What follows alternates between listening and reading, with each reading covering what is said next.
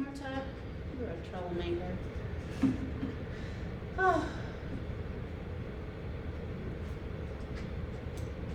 Somebody called me Monday because the poodle decided she'd had enough running around and she was just standing by the car. And nobody ever realizes that it's my car that she's standing by.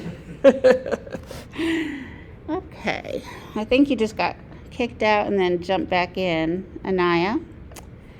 So we last week we had a really great discussion of Malcolm X in relation to the anti-racist ideas from W.E.B. Du Bois and Ibram Kendi that builds on the first writing assignment that I will give back to you.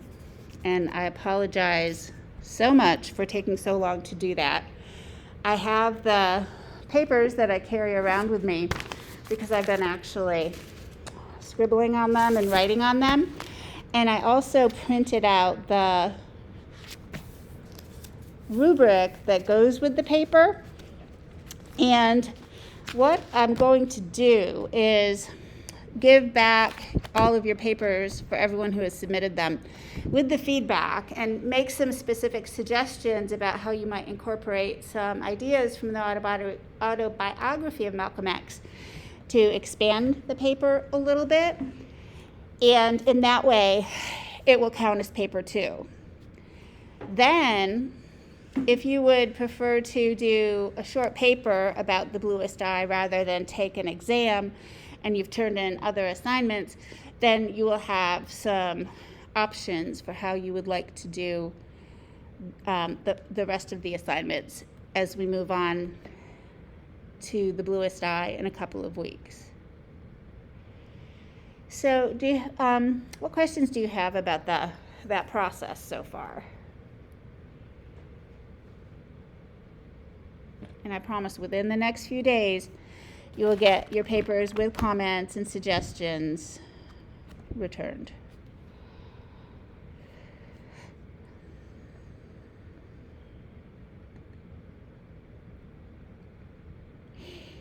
Okay, I will jump into the sharing content then.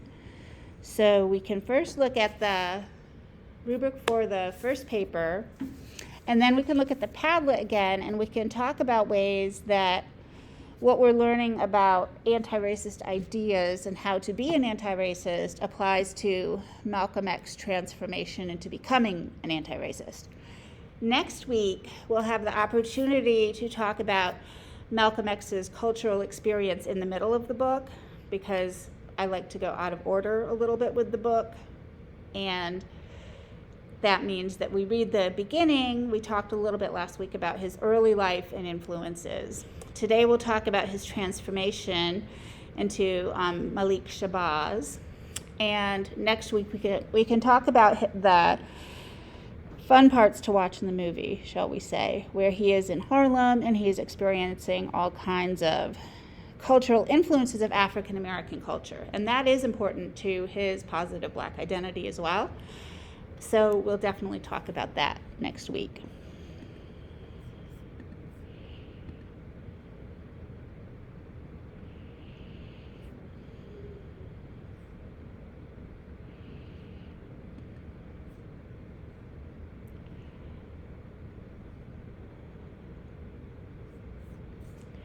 So now going all the way back to the first paper,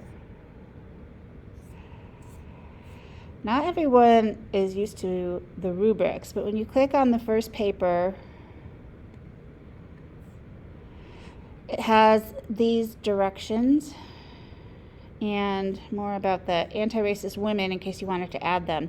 Now the submission part I find confusing because you actually have to click in the box before it will allow you, and for some reason, because I don't have it in student mode, when you click inside the box where I have the cursor pointed here, that's where it allows you to add an attachment, such as a Word document.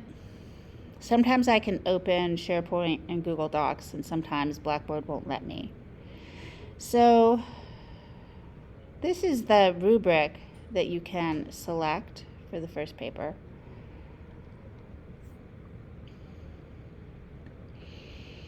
And the way the rubric works is that it has a proficient category, which means that you're really good at doing something, a competent category, and a novice category.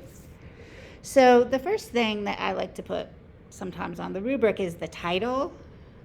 And I'll remind you again, if I haven't already, that when you write papers, professors tend to look at the title, and if it's something that makes them laugh or uses a brief phrase from the reading, it gives them the impression that you know the reading and that you're going to apply evidence from the reading and the material from the class in a productive way, just from reading the title.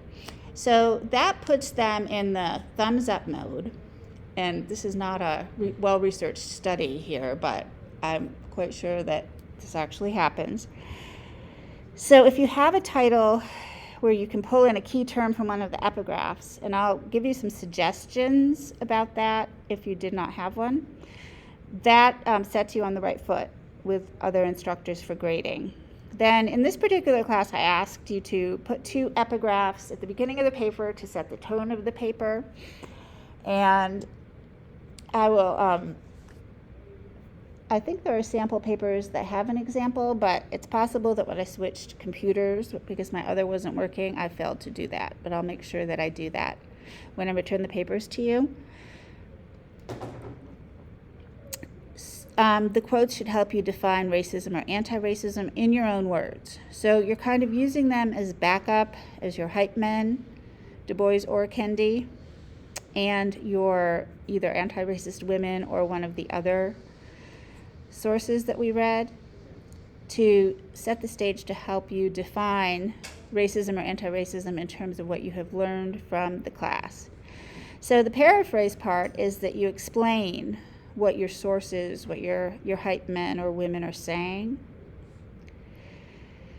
And for it to be unique and insightful versus a general explanation of what things mean, often depends on your ability to apply something from Freedom's Journal or something from Pauline Hopkins, Phyllis Wheatley, etc., to contemporary examples. And then clarity means that you have paragraphs with topic sentences. Very often I get papers that don't have paragraphs. And originality is when you are very clear that you've redefined race or anti-racism or defined the term that focuses your paper in your own words. So this is the rubric that I used the first time. I think for everybody who turned the paper in on time, you received full credit for the paper as paper 1. But when I give you the rubric, it will give you a different score. And that's because there are things I'd like you to work on to develop it into paper 2. Any questions about that, Brock? Okay. Did you see the rubric before you did the paper? Yeah. Okay, great. And Rose and Anaya, did you see the rubric before you did the paper? So this is actually, I don't really love this rubric because it doesn't tell you what to do. It's kind of passive, and it names things that you should have, but it doesn't tell you what to do using active verbs. So when I'll make a revised rubric too that will incorporate the active verbs for you.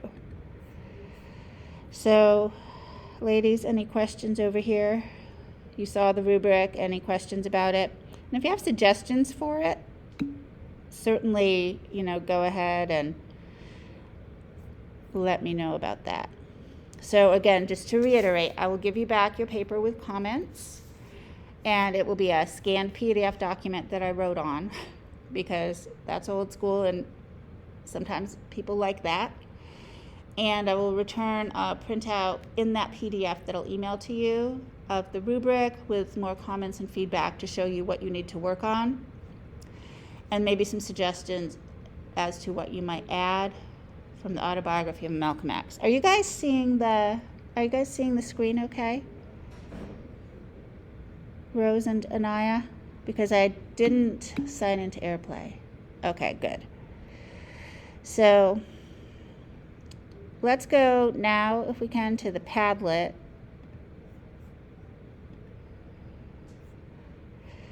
And I did see that someone added a quote from Transformation to the Padlet in our folder on Malcolm X from last week.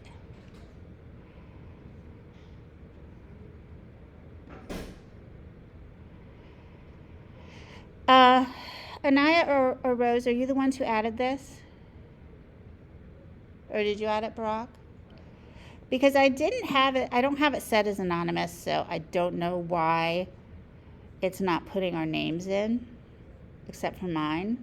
It's just being, a typical online document that refuses to behave.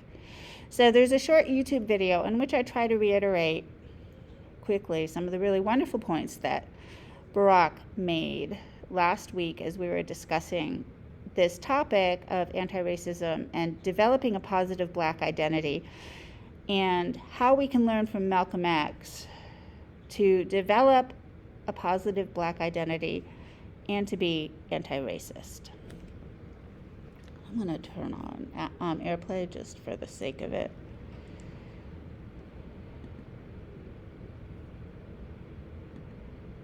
So the question is, and a few people, but not everyone, pointed